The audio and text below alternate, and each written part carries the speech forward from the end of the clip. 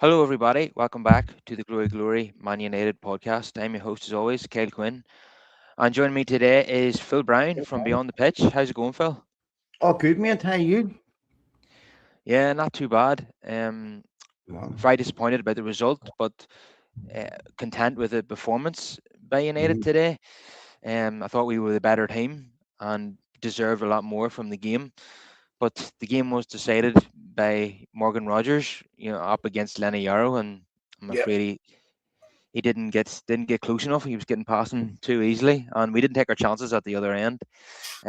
Kuna should have buried that header, in my opinion. And yeah, it's just very frustrating. I think it wouldn't have been a terrible result if we'd have won our home games lately. It's just this has compounded the fact that we dropped so many points at home lately.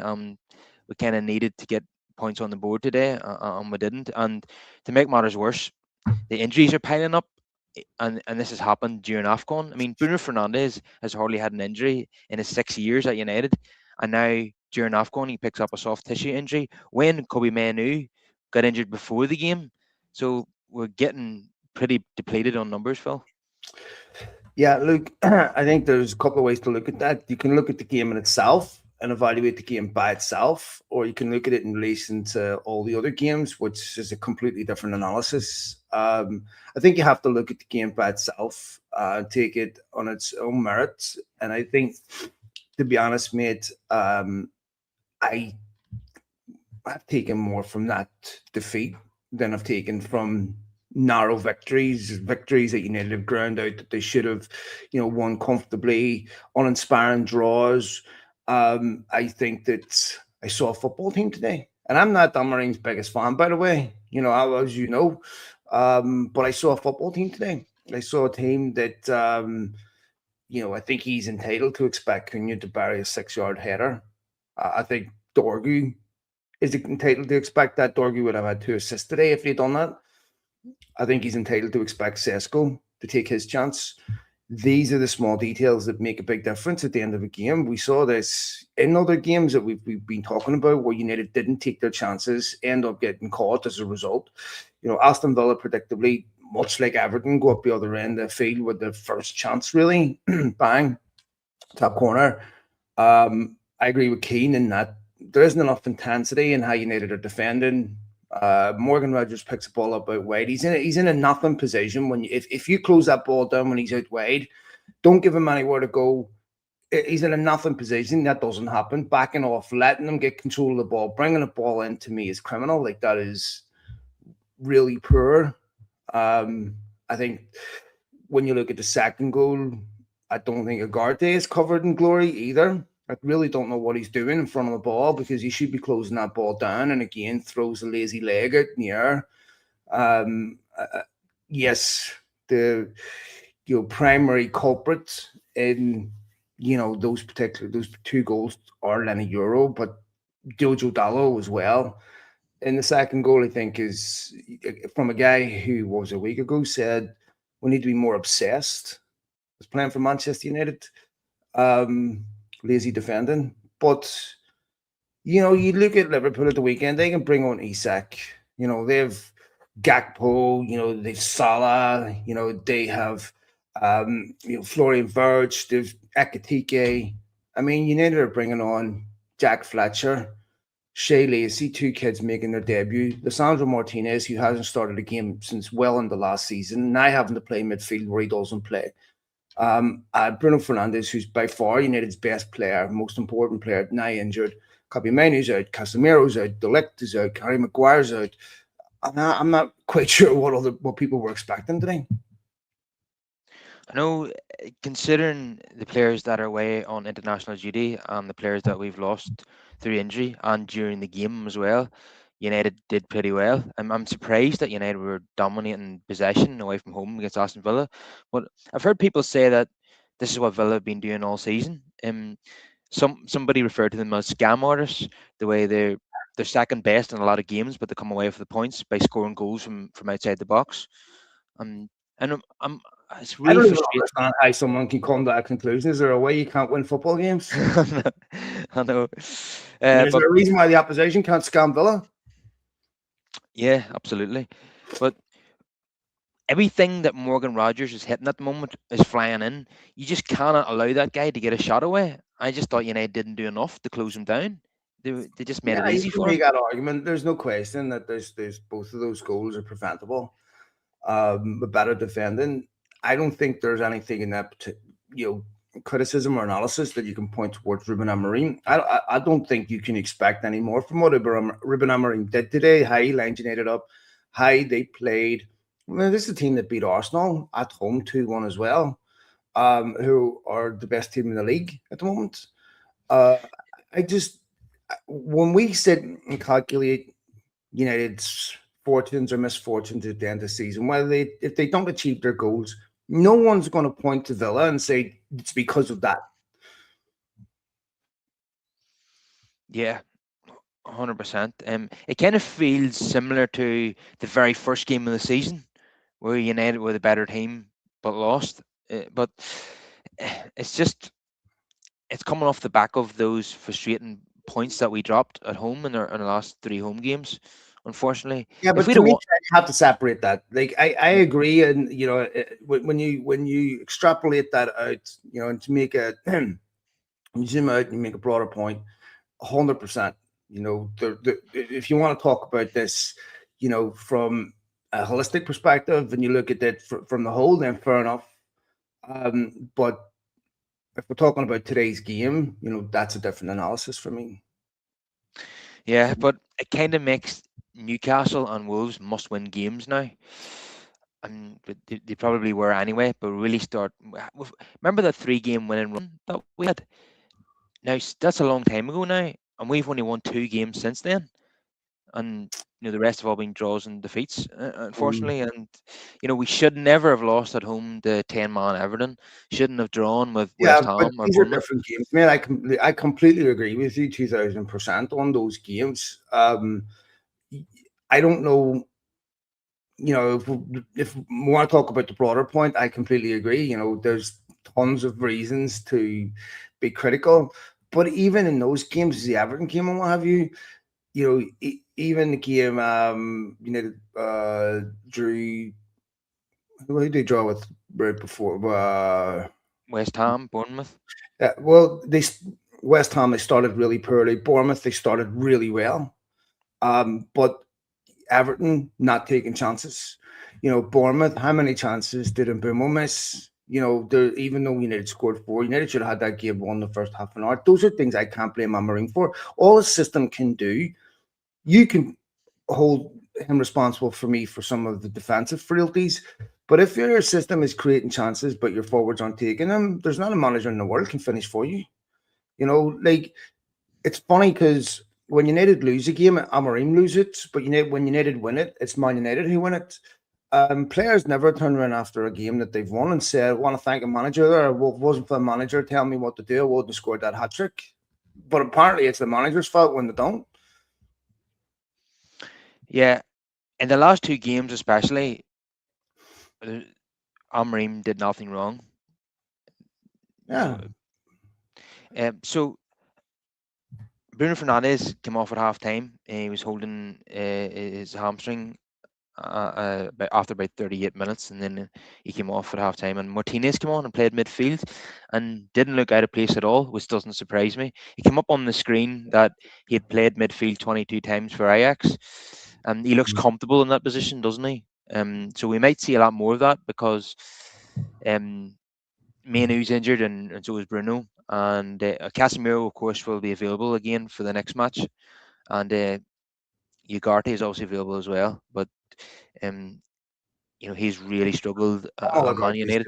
good enough for Manchester United. That's just a fact. You know, Absolutely. there would be no greater surprise of anyone's resurrection in football than to me than Manuel Ugarte showing he's good enough for Manchester United.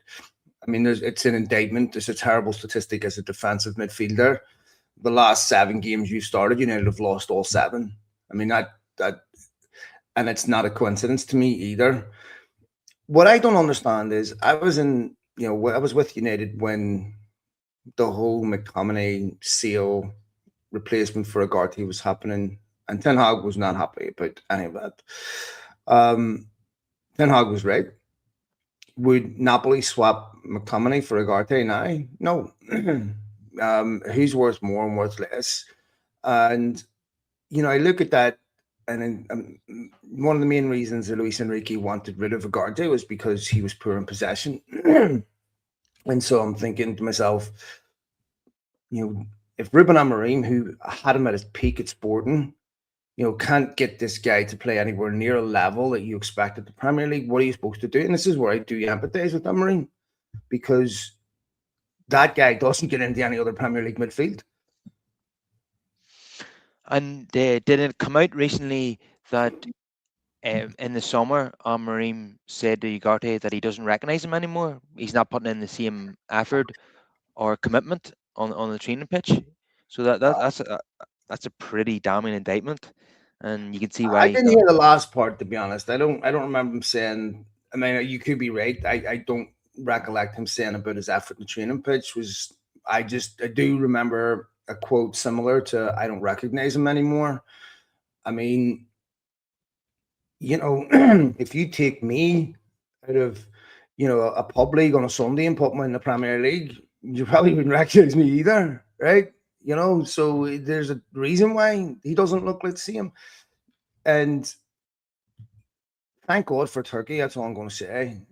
Because if it wasn't for that, I wouldn't have her, and we wouldn't have anyone to sell players to. Yeah. Yeah, he looks miles off it. How many times have we seen him? He did it again today. And remember, the first time he did it was against West Ham at the back end of last season, where he just loses cheap possession in the middle of the field, and Yeah, he's appealing for a free kick while the other team are breaking away, either scoring or nearly scoring. That almost really.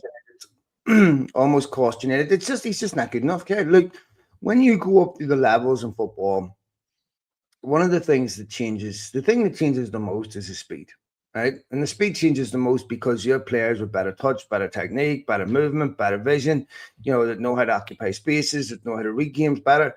So if you don't have the technique to survive at that level, you get caught in possession. That's exactly what happens, because you need too long. This is a little bit of my concern with Sesko. If you look at why was Sesko injured? He was injured because he wanted too long on the ball against Spurs on a chance where he was straight through, when it was on his left-hand side, and gets caught by Van der Ven and gets injured. This is the adjustment that you have to make. You have to adjust to the speed. You have to be instant. And so that's the question that I have about Sesko, is can he adapt to the speed? We're still not at a point where we can make up our mind. I'm concerned because missed another good chance today, where these are pivotal chances that United need him to take. It's not Amorim's fault that he doesn't have an alternative to Sesko. I mean, Sesko is one of the players United have scouted the most in their history.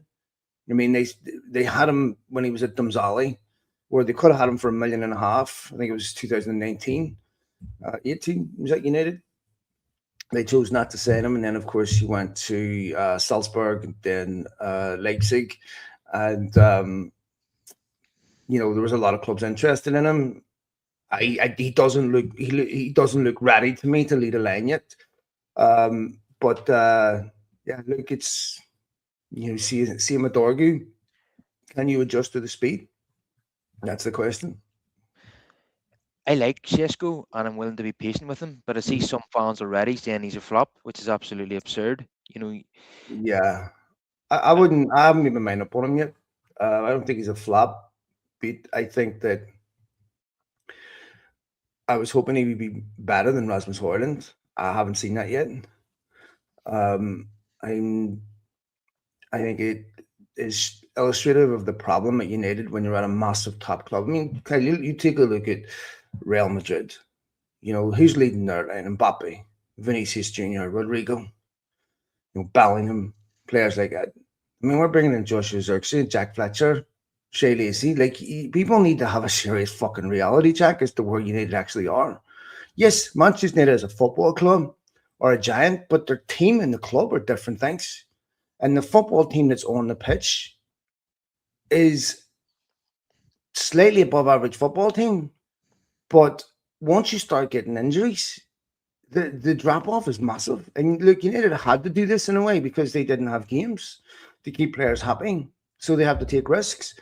They, in a way, they're fortunate that these injuries are happening in January, right by January, where you have an opportunity to bring one or two players in, which United need, whether these players are injured or not.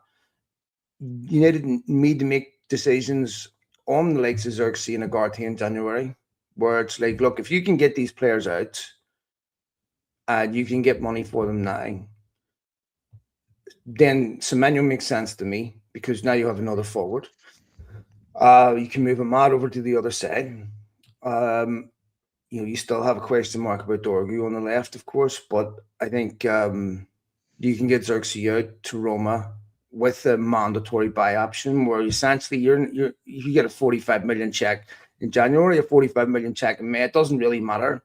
It's still going in the same accountancy financial year. So, to me, I think United have some big decisions to make in January, and if they can accelerate some of this, where you're moving players on, like, I mean, how much is Ugarte going to contribute over the next 4 or 5 months? Almost zero.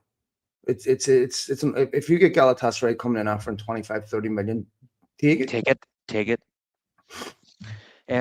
Given how depleted our squad is at the moment, I would be looking to get Semenyo on day one of the transfer window and get him in the team against Leeds.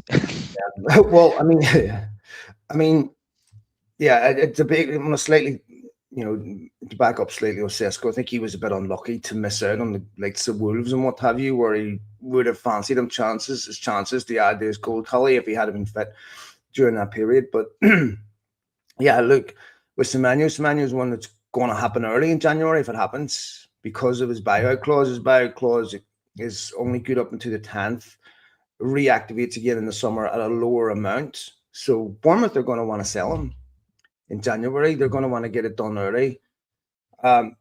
Who United buy is obviously a very fluid situation, depending on who goes out, who comes in, depends on where you're at in the league, depends on many different factors. United should be looking at that league saying Champions League is very achievable. If you can get 2 or 3 pieces right with a bit of momentum, they have such an obvious deficit on the left where very little comes from the left. If you want to get the best out of Sesko or players like that, then I think you have to have quality out there. But what I'm looking at with Semenyo, though, and United's way players is they're not players that are going to whip a ball into a box. They're players that are going to attack defenders and in much the way Garnacho would. The problem with that is it's a nightmare for a striker because your wingers are trying to do what you want your striker to do. But United's threat is lopsided. It's pretty much coming from the right with no Ahmad. You could see today that, Dorgu's reluctant to take his full back on and put the ball in. And I don't know why. You could see today one of the issues with that. And I think that they have to get quality on the left. Yeah, Kuna absolutely had to bury that header because it's very rare that Dorgu delivers a good cross, and when he does, you have to take advantage. Mm-hmm. Yeah, I mean, to me, James, Kyle, if he finishes that header, I've seen it 100 times, and I still don't know how I missed. We're sitting here talking about 2-2, or who knows, and the perspective on it is totally different. So, I mean, in terms of for the naysayers, for me, I look at that result in the same way I would if United won 1-0 or drew 2 each. I'm more concerned about the performance, what United are doing on the pitch, because anyone can win a game with the last minute deflection off the arse, but that's not going to get repeated. What will get repeated are the things that you see consistently in that game that are particularly nascent of a system. That will get repeated, and that is much more, inferential on what's going to happen next week than a last minute, wonder goal. Yeah, absolutely. So Martinez come on and played midfield. Do you think that could be something that we'll see more of in the next few weeks? I think we've no choice. I think we'll definitely will see more of it. Sorry, I thought my mic was on mute there. I think we will. I don't think we've any choice in that matter. I think and Leeds Martinez is very, very good. He's physically uh, competitive. He's creative. He has experience. Not the best of legs. I would worry about him in the midfield with Casemiro, considering that's one of the shortcomings of Casemiro.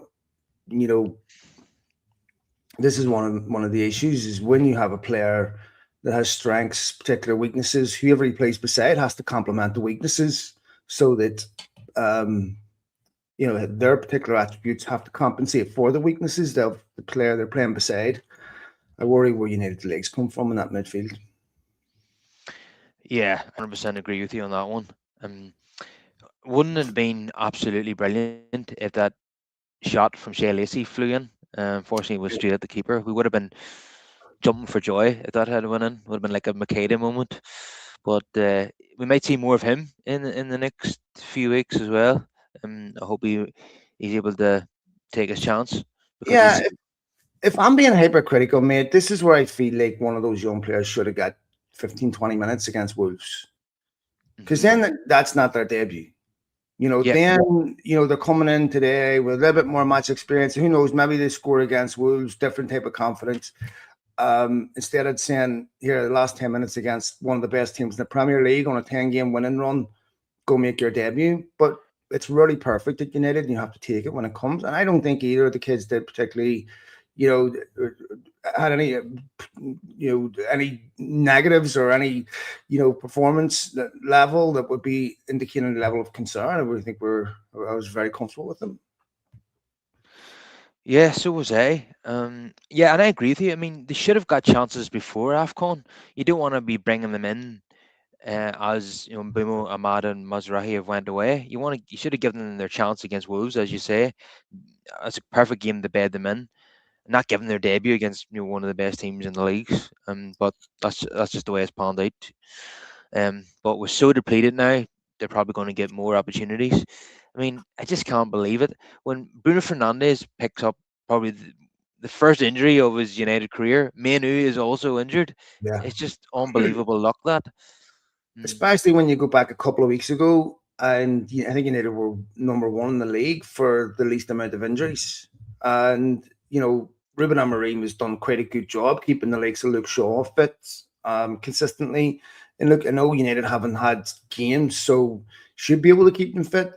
But it's just Murphy. What is it? Van Hal says the law of Murphy, where they all happen at the same time, and to lose Bruno Fernandes today was there's one player on the pitch you did not want to lose.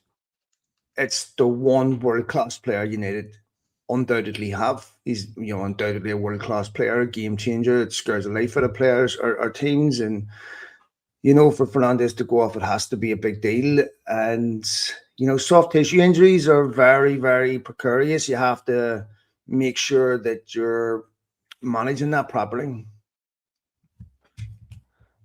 yeah, definitely. But do you think it's a case of that?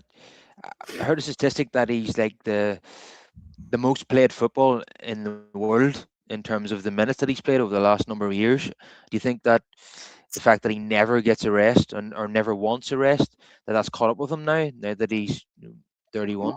I mean, it's hard to draw a causal line between that. Some people's bodies just hold up differently, and he's, to be fair, like Dallo, a guy it very rarely gets injured. It's about how you look after yourself. It's about your genetics. It's about your milieu, your environment. It's about, how you eat, how you sleep, and Bruno does all that perfectly.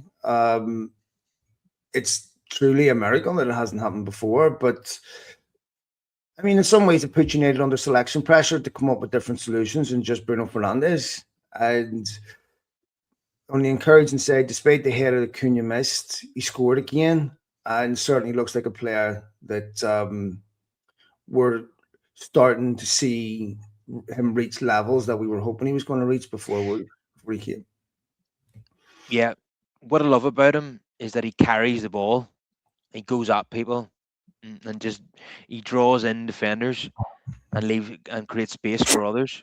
Um, So he's just a very exciting player to watch, and it was a really good finish after Dorgu dispossessed Matty Cash.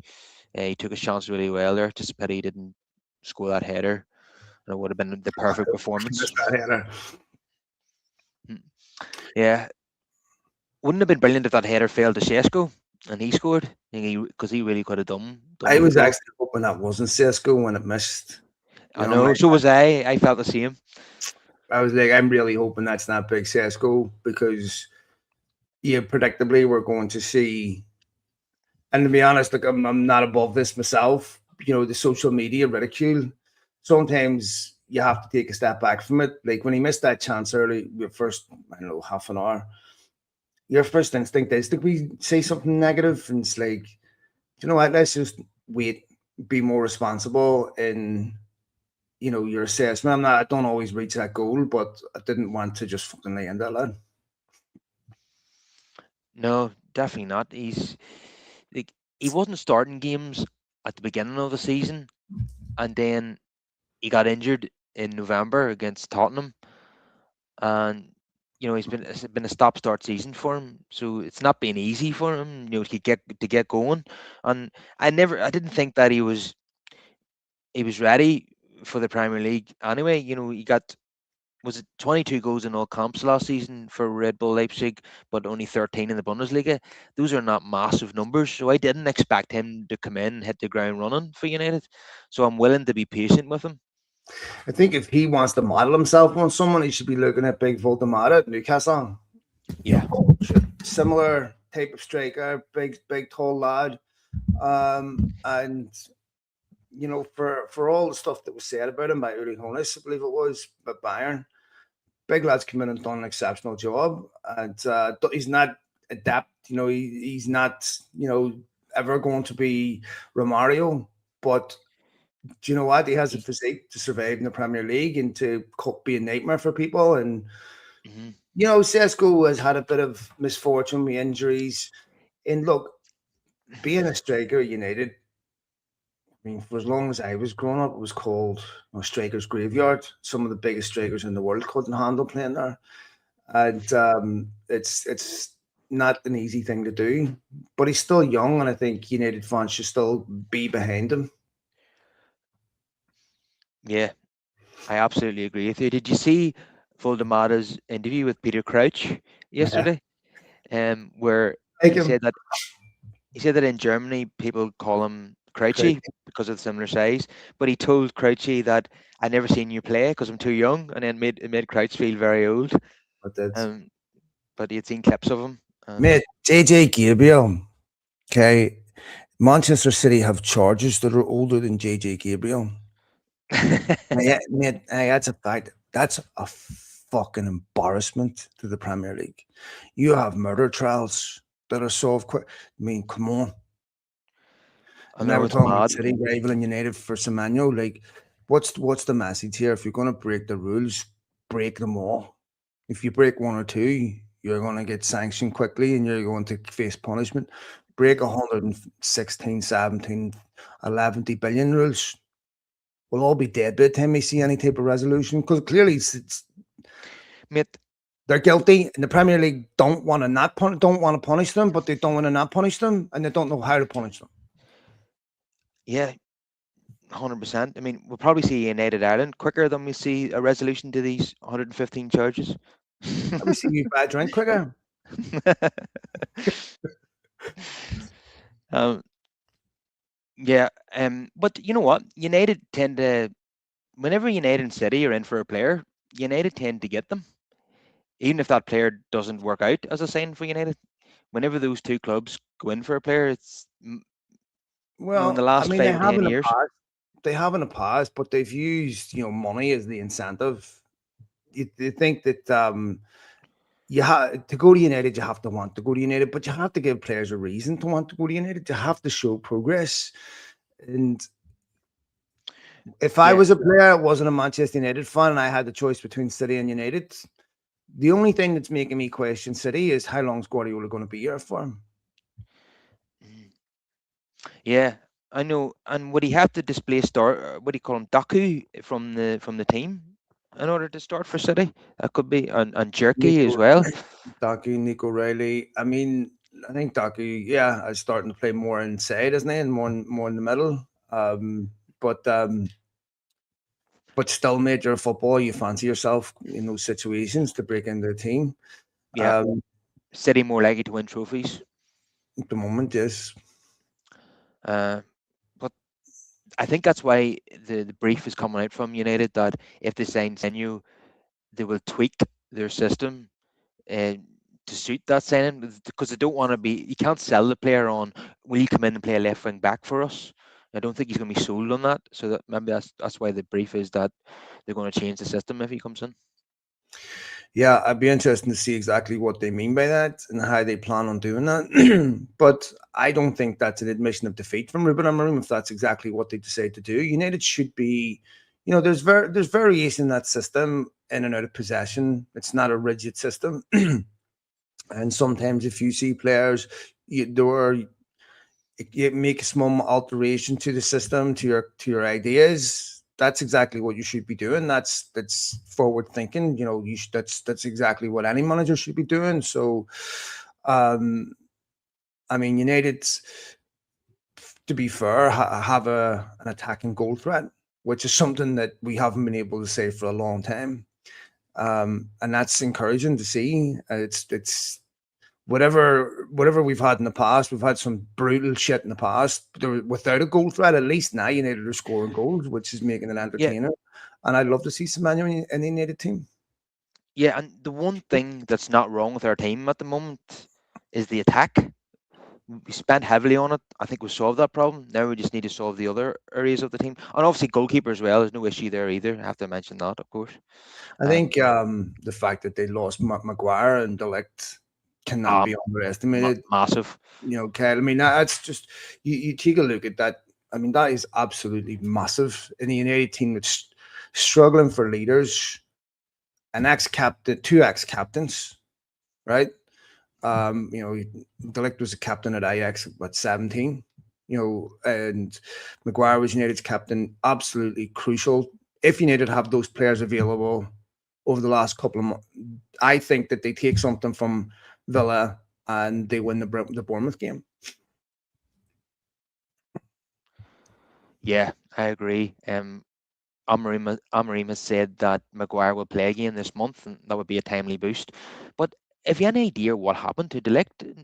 There's been no From what I understand, specification, it's from the Dewey's back, which right? is a concern because you know it's really nebulous. You just don't know when is someone going to be back from something like that. It's not typical injury that has a typical recovery period, and those things can last. Those things can last a long time. But he was United's best defender prior to him getting injured, and he's been such a massive loss. Yeah, because I think he, apart from him, and Mbeumo have been United's best players this season Mm-hmm. overall. So it is a massive loss, especially when you having to resort to playing two kids at the back. And I think Heaven did a lot better today, in my opinion. But Laniero continues to struggle for confidence. You know, he gave away that penalty against Mateta at Palace, and you could see that today in that he was so reluctant to make a Mm. tackle on Morgan Oh, that's a Rogers. good point. He's- Yeah, that's a good point. Yeah, I never thought about that. Yeah, yes, you actually, I did see that reticence in the second where he was desperate not to touch him. And he was a young defender. Probably the hardest position to play in football. Well, not probably. If you're the hardest place to play anywhere in football is down the middle, right? Whether it's a forward, midfielder, or centre back. Don't shoot me fullbacks, but probably the easiest position to play is a fullback, right? But Lenny Oro's a kid, and you're going to have moments like this, and especially in this United team, and he needs help. Uh, he's an exceptional young defender. He's had a key moment in his career. It's really, really important that the fans support him because he's going to feel. Well, I can't remember what game it was. It may have been the Palace game where you know he was visibly really upset, and there was reports, from players and what have you saying how personally taking it. Um, a team now that no longer, Bruno Fernandes is now United's captain. Now he's out. Where's the leadership come from? Where does he get protected? And this one of the positives I have of Martinez back is that Lanny needs to be protected by more experienced players. And yes, like I said, I think he was the main culprit for the first one, but for the second one, I think that there's equitable blame. Dallo should have closed that ball down immediately out wide and made sure Morgan Rogers couldn't pull inside. And I think Agarte has to find a way of making himself, influential on a football pitch. If it's not in possession, it better be out of possession. Yeah, I heard Roy Keane say after the game that there's too many players like Dallo in the squad that just don't do enough, and you won't Yeah, hear any arguments I from can't me. disagree. I Yeah, can't disagree, Kyle. I mean, Dallo should not be a Manchester United fullback. Now, is Dallo good enough to get you into Europe? Probably. But he's going to cost you in important games. And he does. Other games, I thought his ball was it the West Ham goal against West Ham. yep, Goal against West Ham. yep. His ball was magnificent for Ahmad, that first goal. But he switches off.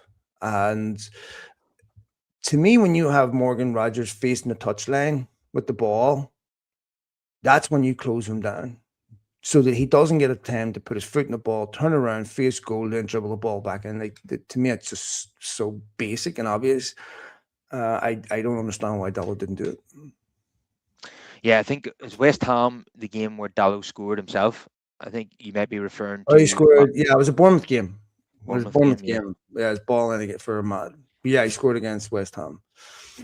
yeah, and there was a decent assist against Wolves as well for Mbeumo's goal Mm-hmm. from Dallo.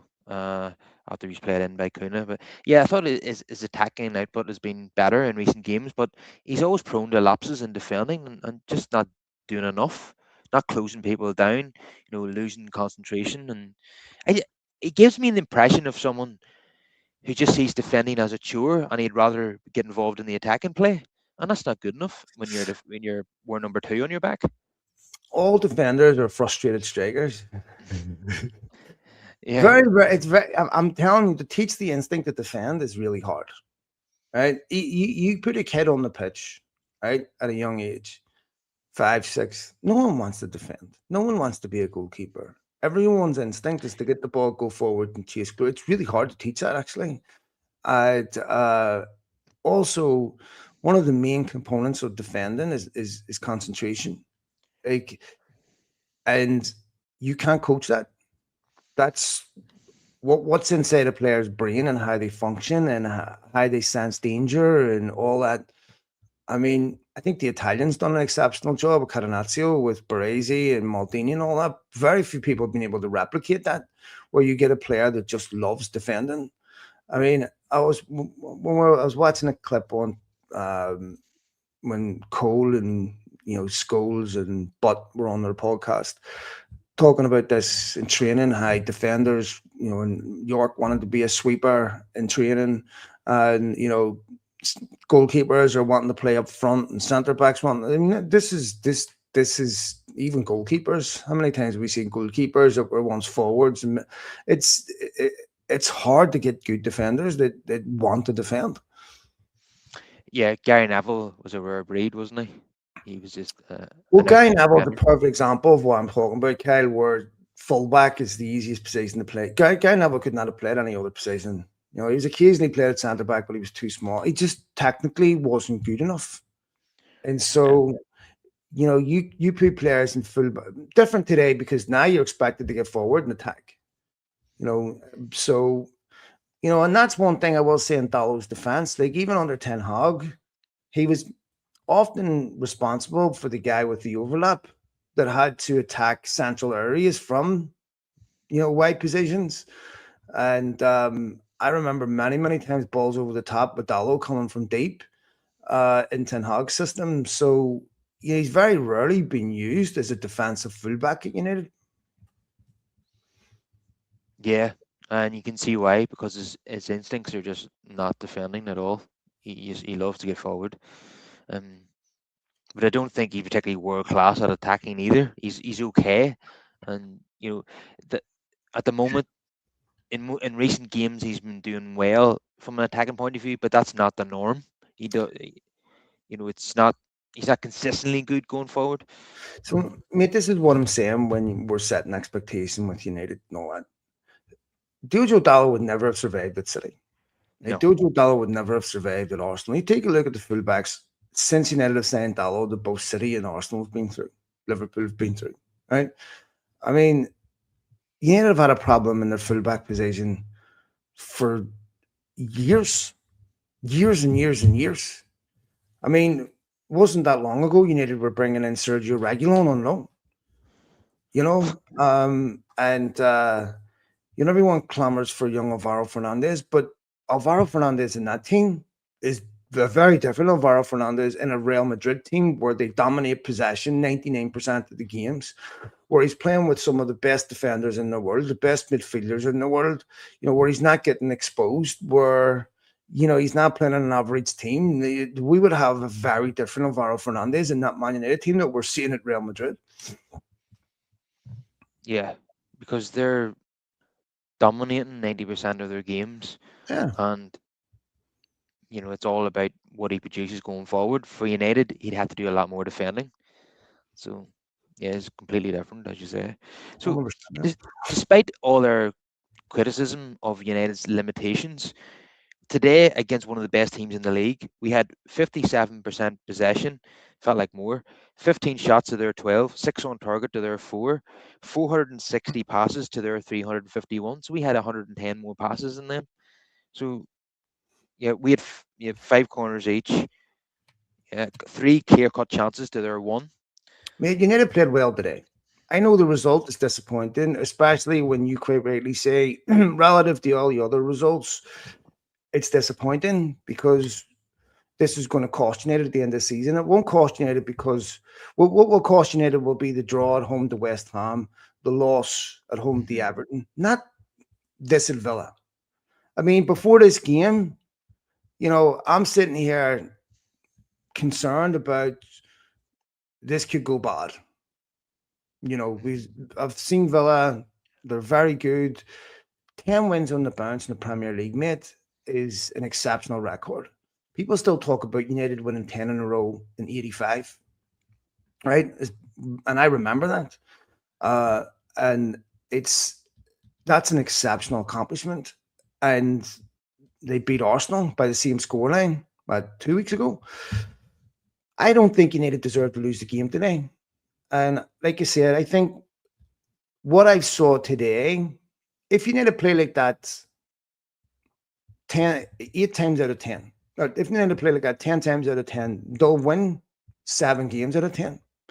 If you need to get a result today by playing shit and hitting a deflection of somebody's arse that flies in, that'll never be repeated.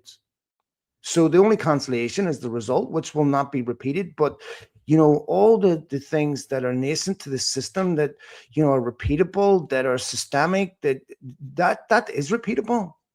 And I think that there's draws this season that have felt far worse than that. Yeah, I totally agree with you. I want to come back to something that you said on X earlier, and that's that United need to sign a midfielder in Yeah, January. So if they we can do. possibly move Ugarte on to Galatasaray or something like that, and do one of those deals where we get the money in the summer, um, who could we target? It's probably unlikely that Forest and Palace are going to sell their star midfielders in January to United unless we pay crazy money. So, Yeah, but so I who are we think looking at?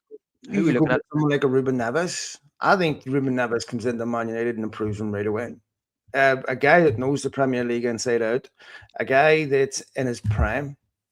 You know, like if you look at when you brought in the likes of Marcel Sabitzer, Sabitzer improved United.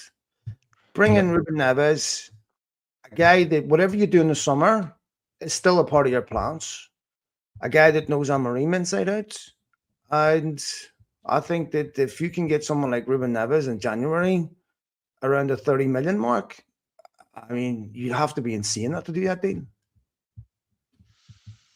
Yeah, as you said, you would think that Amorim would be in favour of signing him, given the Portuguese link, and he has Premier League experience. You're not bringing a player from the Saudi Arabian League who previously played in Portugal and has no experience in the Premier League. We don't know how he's Yeah. going to do. We know how he's going to do because he did so well for Wolves.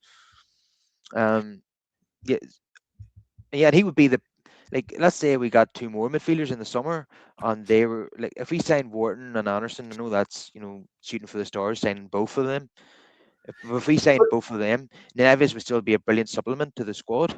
But Wharton, Baleba, Anderson become all much more likely if you bring in Neves now and you have a successful finish to the season. Because go try and get any of these Baleba, Anderson, Wharton, whatever, when you're finishing 10th.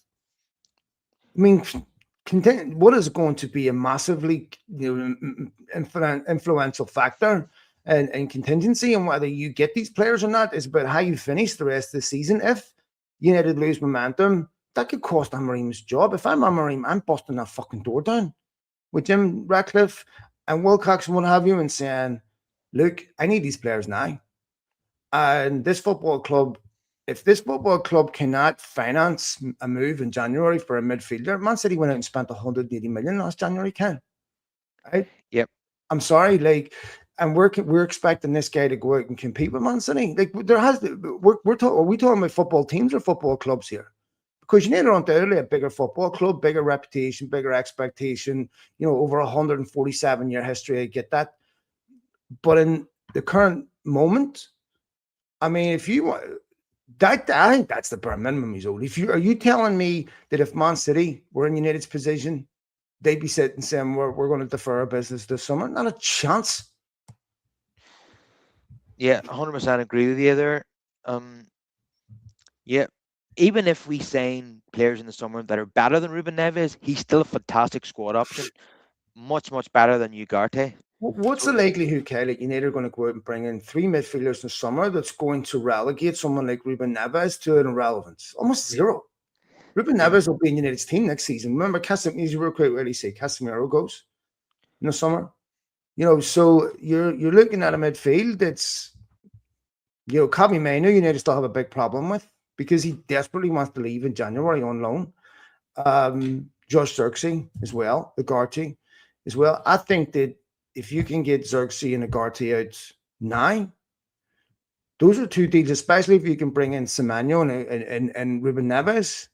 I think you upgraded your team. yeah, because you're immediately bringing in two starters, and Two you're players. Yes. you're you're selling players that are only squad players, and you're bringing in starters. So immediately, yeah, Mhm. you're improving your team. So those are definitely deals that I would do as soon as possible. And we need to get them in on day one because we're absolutely depleted at the moment. And you know, I'm going to the Wolves game, so I'm hoping that we'll get the victory there. That's why I chose that game. I thought it's the Oh, most likely. guaranteed defeat now. I Uh, thought that was the most likely game that will win this season is at home to the bottom team. But now I'm getting a wee bit concerned because we've lost so many players to injury or international duty, and that Wolves nearly got a point at the Emirates. They got a point against Tottenham away from home. yeah. They only lost 1-0 to Aston Villa. It was a screamer near the end of the game. Hey, So look, before United beat them, no one was battering them. The only team that's City put five past them. Other than that, no one else. I think the only other team, someone yep, scored four against them, and it was like a 4-2 or 4-3, but no one was battering them. yeah, they're not getting battered off the pitch every week. They're most of their games are quite close. Yeah. Um, so I'm a wee bit concerned that this game might be trickier than I anticipated. But anyway, before then, small matter of Newcastle. How do you see that one going? It's going to be a difficult game, isn't it? Because they had a difficult start to the season, Newcastle, but they're playing a wee bit better now. They two Look, draw with Chelsea. was it last year United played Newcastle this time of year? I know. Then between Christmas and New Year's, and honestly, it was one of the worst games I've ever seen United play in my life. So Horrific. last, uh, I think Manchester United are significantly better than that team. I think it was they were 3-0 down after what, half an hour, weren't they? Yeah, Um, but you worry with United's injuries. It's very hard to be confident United are going to win any football game. Um, and it's one thing losing Bruno Fernandes at half time, still maintaining the momentum you had from the first half and the second half of a game. It's totally different starting the game without him because your whole setup is different. Um, yeah, look, it's a concern. It's an opportunity for one or two of the young players. I think that's why you come to Manchester United as a young player, because you get these opportunities and sometimes they surprise you. But what I don't see Newcastle coming doing anything similar to what they did before. But I worry about the lack of height. When that back line, when with Voltamata, especially when Big Lanny's playing on the right. I think they would have preferred to have Delecta Maguire for that matchup, but they're very good in midfield. Guimaraes, Sandro Tonali, and Lewis Miley's playing quite well for them right now. It's going to be a tough game. it definitely is. Probably going to be a high scoring game, and hopefully United can come out on top. Um, just seen there that Conor Gallagher scored today for Atletico against Girona. He's another player that's been linked with United in January. Would that be like Plan B to Ruben Neves? What do you think? I don't know, mate. I think that they're similar players. I think they're similar profile players in that they're both players that know the Premier League inside out. Conor Gallagher's physicality is, his physical characteristics, his engine, what have you, is to me more a Premier League player than a La Liga player. Atleti want, from what we understand, a straight, seal. Again, if you're talking to Atletico Madrid with a guaranteed sale in the summer, is it really that much of a difference? You get a loan fee, you get the wages paid, and you get the money a couple of months later. I think Atletico Madrid could be talked into that type of deal. But if you do that type of deal, it has to be a deal you would also have done in the summer, because the likes of Conor Gallagher is a player that United are short in midfield. If they qualify for the Champions League next or any type of European competition next season, they're going to need those numbers anyway. And one of the things that Amorim did say is that Bruno Fernandes is going to have to get used to squad rotation at some point. And hopefully that's next season. So obviously Conor Gallagher is not a replacement for Bruno Fernandes, but United need those numbers in midfield.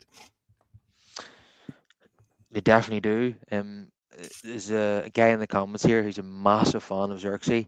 He thinks that Mount could drop back into midfield and Xerxes could play as one of the tens.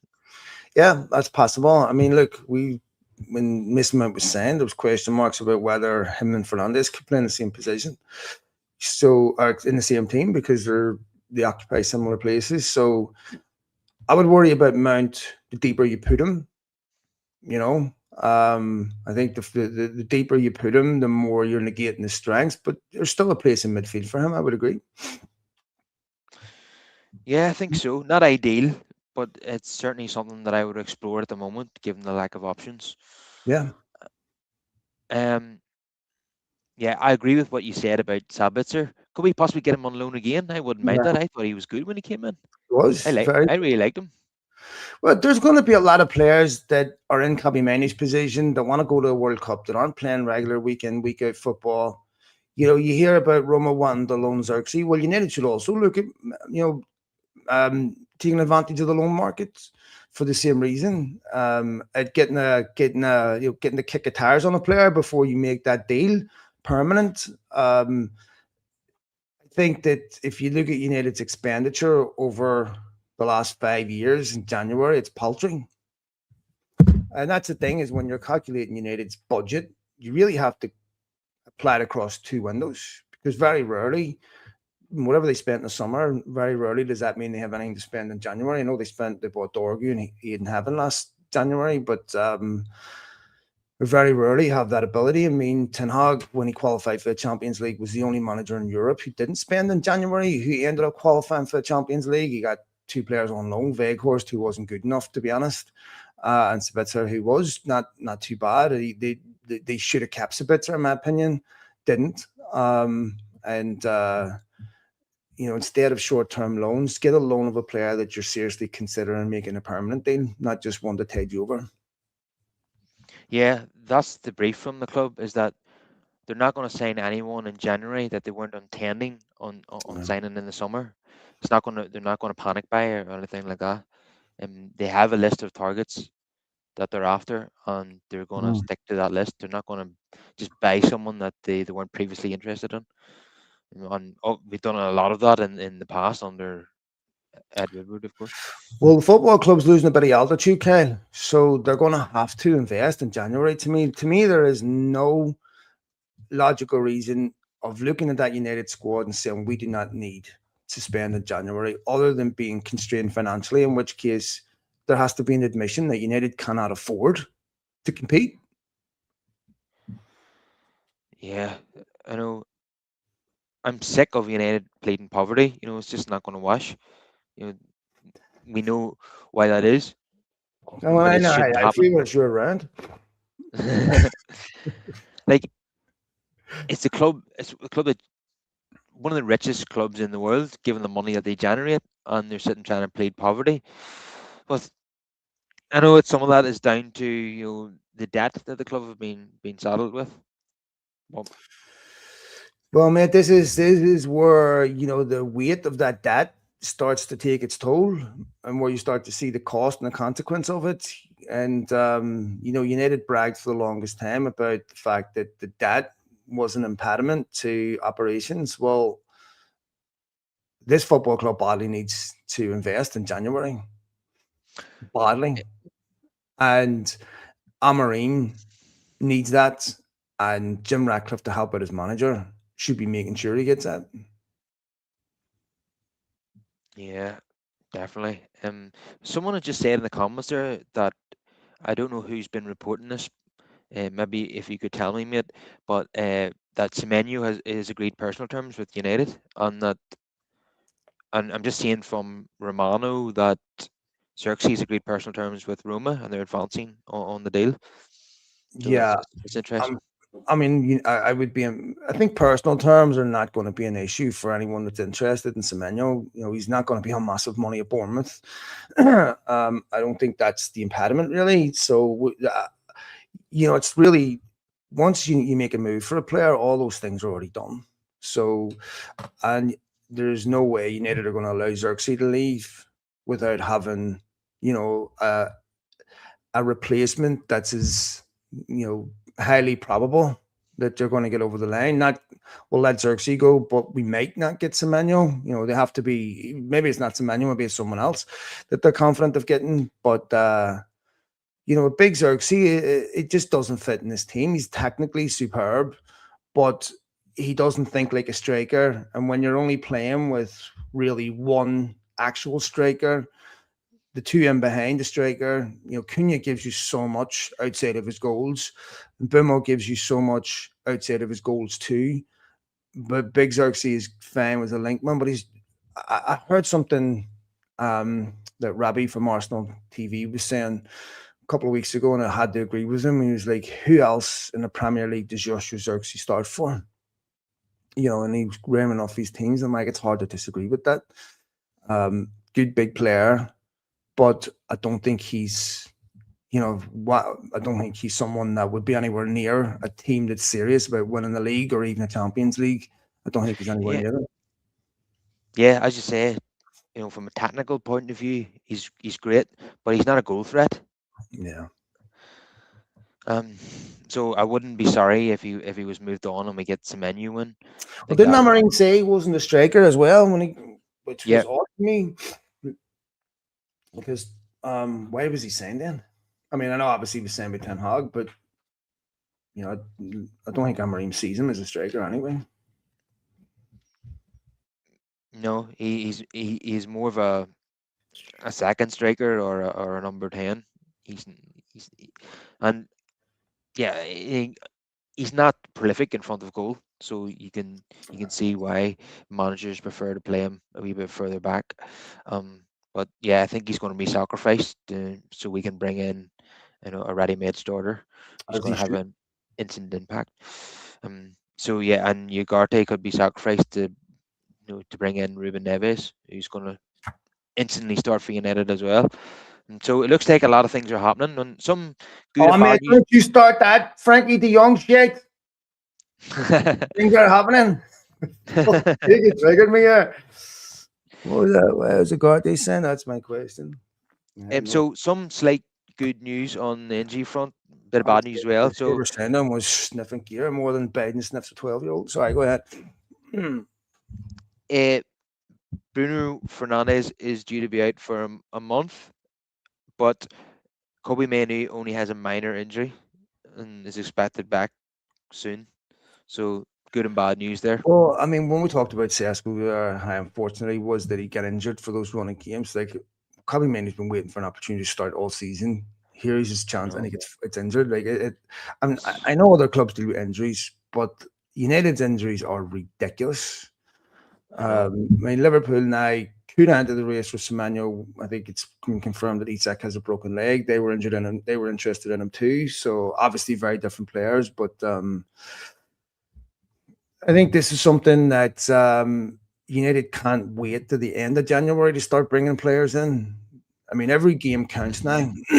Yep. Excuse me. And what you're seeing second half of the season, now you're starting to see the gaps. You know, the City starting to hit a bit of form now where they're looking ominous.